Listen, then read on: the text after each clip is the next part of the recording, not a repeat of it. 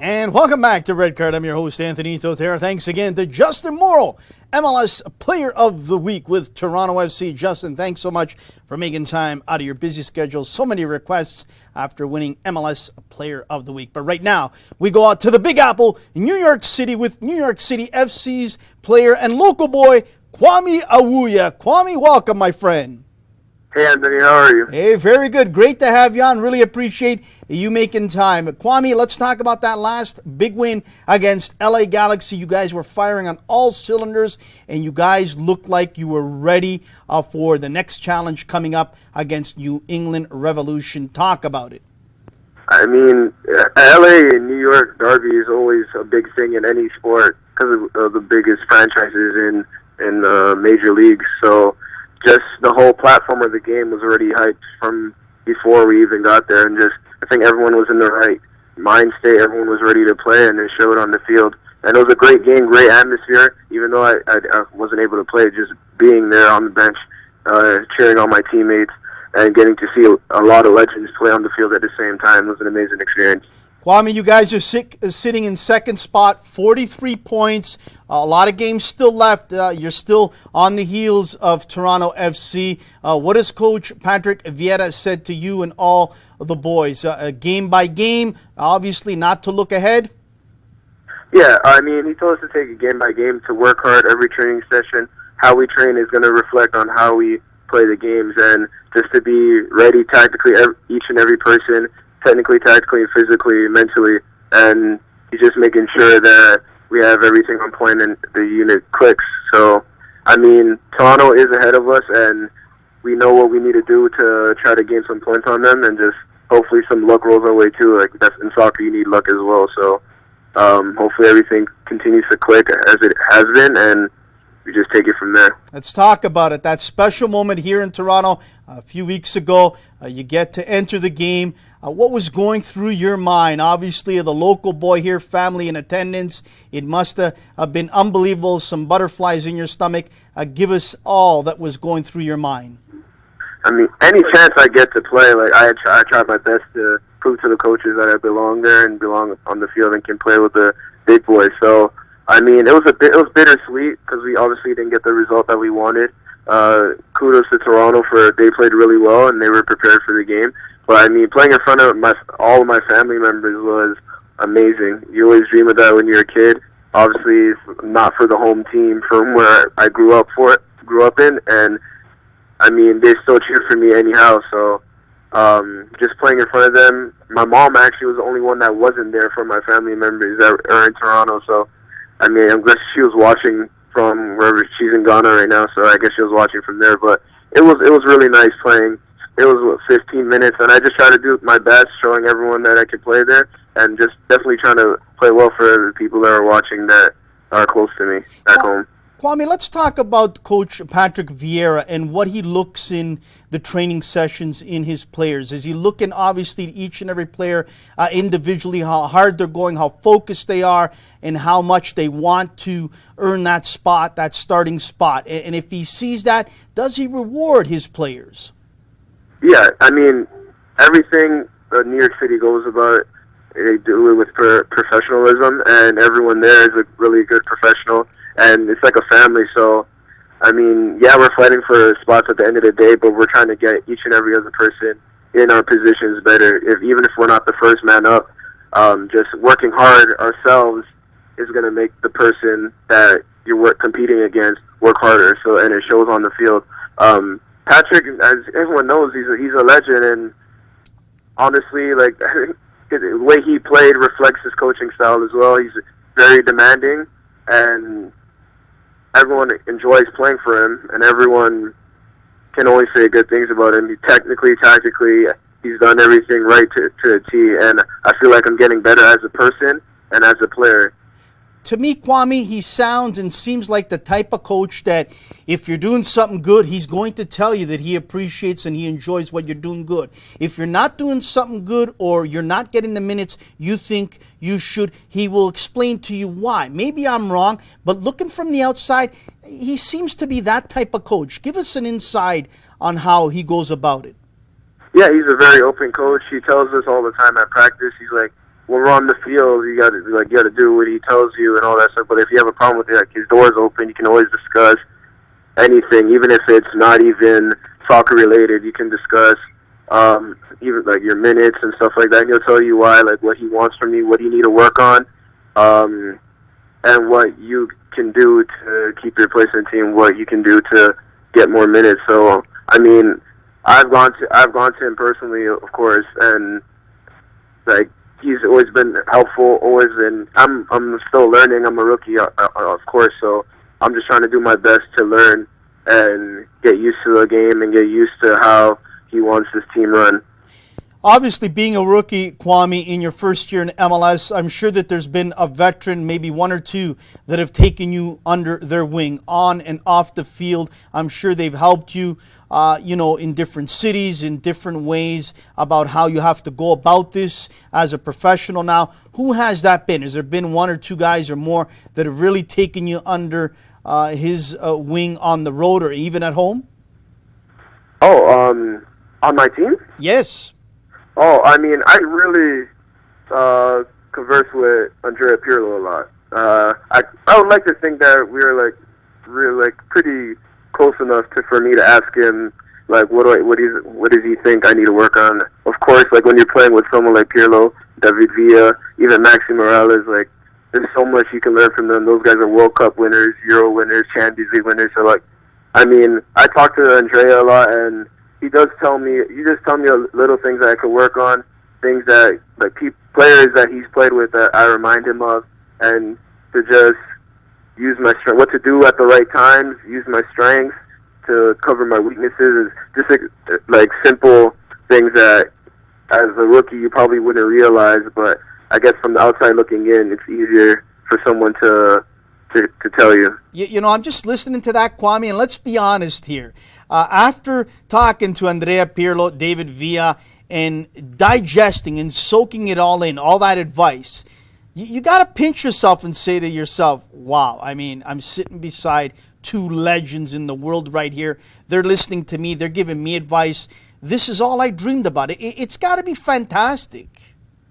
Yeah, I mean, even our coach, too, Patrick Vieira, people sometimes forget that he was probably the best modern-day six that has ever played for Arsenal and for France. So, I mean, learning from Patrick Vieira, playing with Andrea Pirlo, playing with David, even playing with guys that have been in the MLS for a long time that went through the same college system that I did. Like, when you go back and talk to them about, like, what they did at, like, places like Maryland, where they did in other places, like, what they did when they were a rookie, and just getting to know what not to do, like, I guess using their experiences for your benefit at the same time. Kwame, now, we don't like to look ahead, but let's look ahead. I know that you play New England your next game, but after that, you're at Red Bull Arena, the Derby against the Red Bulls, and what a game it was. I don't know if you got a chance to watch the U.S. Open Cup, Kwame, against Cincinnati. Mm-hmm. It was unbelievable. Cincy goes up a couple, and then boom, the Red Bulls put it in another gear, and what a game it was for the ages. Mm-hmm. But talk about the Derby. I mean, I love seeing some of the scenes and the walk-ups of both supporters and the atmosphere. It's all that you want. I mean, talk about what an unbelievable derby it must be to be a part of. Yeah, I mean, although New York City is only 3 years old, it feels like this derby has been going on forever because of the amount of times we've been playing them. But Red Bulls is a good team. We're a good team, and we have somewhat similar type philosophies. We both like to play, and I mean, the derby atmosphere is amazing. The last one was sold out. The fans came out and cheered their hearts out. I mean, without the fans, I don't think we would have been able to pull out that win. And obviously, David Villa's special hat trick. But the derby, honestly, even in preseason, when we played them in preseason in Arizona, it was amazing as well. Like everyone takes it seriously. Even though you're not fully fit, everyone's going 150% on the field because we don't want to lose to each other. I think it brings out the best of us, and it brings out it makes the game, it expands the game in North America, it makes the game look a lot better, entertaining-wise. Kwame, as a rookie in your first season, where have you enjoyed so far that you've traveled to? Which city have you really really soaked it all in and said, "Wow, this is unbelievable"? Where have you liked? We just came back from LA, so I think that's probably the best place I've gone so far. I mean, I've gone other places, obviously in college and stuff, but with the team in New York City FC, it's definitely LA, because we got there a little bit earlier to get used to the time change and stuff. So we had some free time to ourselves, where like we could walk on the beach, and then it's amazing. Kwame, let's talk about the city I love, the city that I love to travel to when I got time, New York City. On your off days and you've got some spare time, tell us a little bit about the time that you spend, in the travels and in that beautiful city, is soaking it in and enjoying it all. On my free time, if we finish practice around like 2 o'clock, I come home, definitely take a nap from working hard at training, and then I try to go down to the city because I know a couple of my teammates live there as well. And just, you can do anything in New York City. You can just walk around and boom, you can have fun. You can find something to do. You can go to Central Park. There's a lot of little places to eat. There's places where you can go, just like tourism kind of stuff. And our training facility is actually not in the city, but so it's like a 25-minute train ride, but it's still worth it. I mean, I don't have a car because I don't think a car is really needed in New York. So at this point, like, I think I've done a lot where it's basically like I probably know New York City like the back of my hand.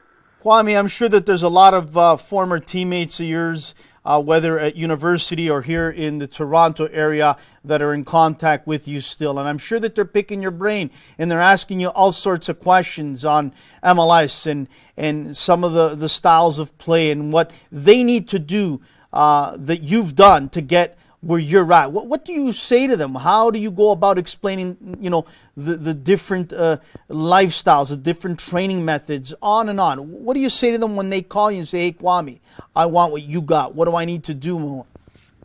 I think the first thing I would tell them is that they have to be mentally tough, because in college you can be playing every game nonstop for all 4 years, but just because you become a pro doesn't mean you're going to play right off the bat.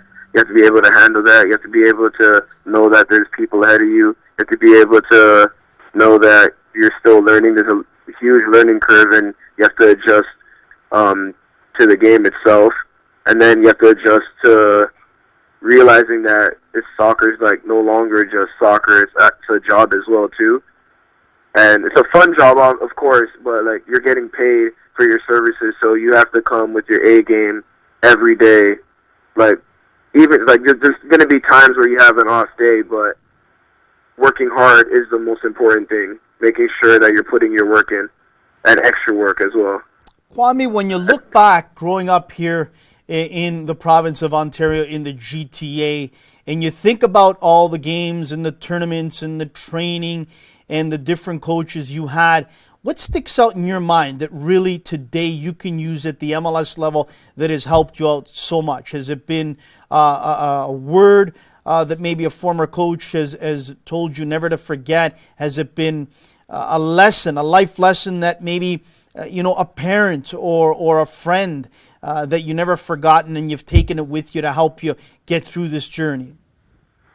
One of my coaches, when I was playing for, I think it was Woodbridge, he told me, and I actually did tweet this out one time, it was, work hard in silence and the rewards will be public. I mean, that's outstanding. Yeah. I mean, to me, Kwame, what's important is a lot of young Canadian kids are watching you. They're watching guys like Richie Laria down in Orlando. They're watching guys that are playing in USL, Kyle Lauren, on and on. They're watching a lot of these guys, and they're looking up to you. And obviously, the pressure and the stress of playing in MLS is huge for a young guy like you. But it's also got to be important to display to these other young Canadian kids all across Canada that it's possible. You look at Alphonso Davies, Russell Tebert in Vancouver, Samuel Piette tonight with Montreal Impact playing against Chicago Fire. This is what young Canadians and young boys should be looking up to. Mm-hmm. I think that what everybody else is doing right now is really good. Guys like Raheem Edwards, even Jay Chapman at Toronto FC, Richie, Kyle, like those guys are some of my closer friends where I could talk to them many times a day.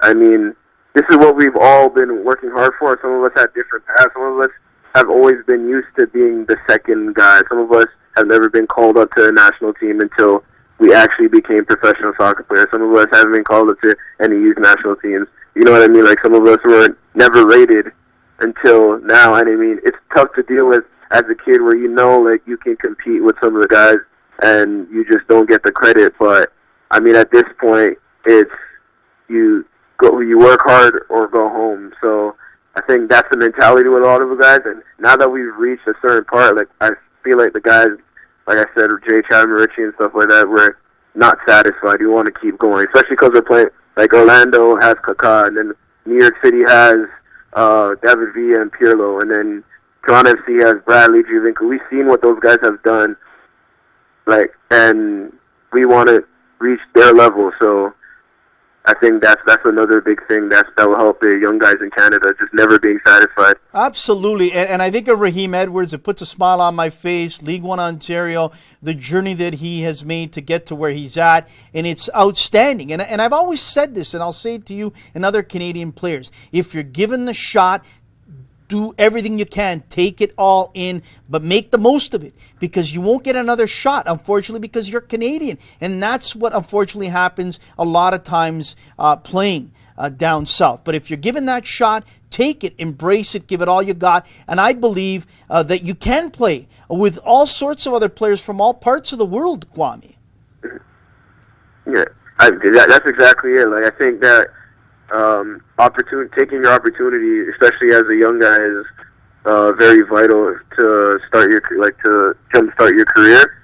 And there's always room for improvement. Obviously, as you're a young guy, you're prone to making more mistakes because you're not used to the league or whatever it may be. But I mean, the guys, they have definitely taken their shot, and I mean, it's just, you can only go up from here. Kwame, talk about the club, New York City FC. How have they treated you and your teammates? Are you out there in community events amongst a lot of the youth clubs and academies, charity events? Talk about all that in your first rookie season. I mean, New York City is one of the most community active clubs. I mean, I think we're up for some type of community achievement award, actually. But from day one, from the first day at the draft combine before the draft, when I met Patrick Vieira, just to meet Patrick Vieira as a fan, I asked him to take a picture, and since then, he invited me for a coffee the same day. And I was like, whoa, like, Patrick Vieira asked me, like, oh, like, we should go get coffee or something like that. Like, it's kind of starstruck. And since when they had an interview with me before the draft, when they were looking into picking me up, and then they're just they really want to get to know you as a person and see how you would fit with everyone else that they already have. And I think from day one, they really took it into consideration, not only how I am playing soccer, like how a player is, but I think they believe that you got to know the person before the player, and I think that's an important thing. And so since the beginning, I mean, they've taught me a lot of new things. I've seen my game develop. Like, I've gone back to play, like, pick up, like, for fun with some of my college friends, and they've even told me, like, honestly, you've only been with New York City for 2-3 months, and, like, you can see the difference already. So, I mean, it's good things to hear, and it's good to see that what I'm learning in New York City is really coming to fruition, and I just got to continue from here and just keep working. Outstanding. Kwame, just before we let you go, I want to expand a little bit about what you talked about. You're a professional athlete. You're playing in the top league in North America, MLS. As you've said, this is a full-time job. You have to take care of your body. Your mind has to be focused, and even in your time that you have away from the pitch must be used wisely. What's the advice you want to give to the youngsters out there if they want to get to where you're at? Because you talked about this being a 24/7 responsibility and a job. Yeah, I mean, you have to take responsibility for yourself. I mean, you have to take care of your body. You have to know what to do and when to do it. if you're feeling a little bit sore, you don't just sleep. You kind of get to be proactive. And I think that's the most important thing, like being proactive in everything you do, making sure you do the extra core work before you go out, or making sure you stretch before you go out to training or bike or whatever you need to do. Making sure, and you have the perks of getting massages too, so making sure you go on the massage table. Even though you're a rookie, you make sure you go last, but making sure you do those little things which can help you extend your career and help you play at a higher level. And just making sure you're always focused. It's only an hour and a half, and that's what I always tell myself. It's like, okay, I need to lock in and work hard for an hour and a half. Then I have the rest of the day to do whatever I want to do. Now, I forgot to ask you, Kwame, have the veterans taken you out for dinner, or have you picked up the tab for some of the veterans on the road for a dinner? I mean, the only time we've only been out for a dinner a couple of times, and the team has paid for it. So, I mean. And that's the way it should be. I agree. I love that because I never liked this. Why should a rookie have to fork over, especially he's not making the money like the veterans, some hard-earned money to take out the boys. I'm glad that you said the team does that. Kwame, listen, it's been a pleasure having you on. I got to tell you, a lot of people are cheering you on up here in Toronto to see you have great success with New York City FC. And so have a great rest of the year. And I love to see you have the success you had continuously, not just for this year, but for many, many more years. And especially wearing that red jersey for Canada one day, it would be fantastic. Kwame, thanks again for making time, my friend. Thank you. I appreciate being on. That is a class act. Kwame Awuah of New York City FC, soft-spoken, big heart, great career ahead of him, and a guy that a lot of people know in this area, in the greater Toronto area. So great to have him on. Commercial break, and here we'll wrap it up after this commercial break right here on Red Card. Why?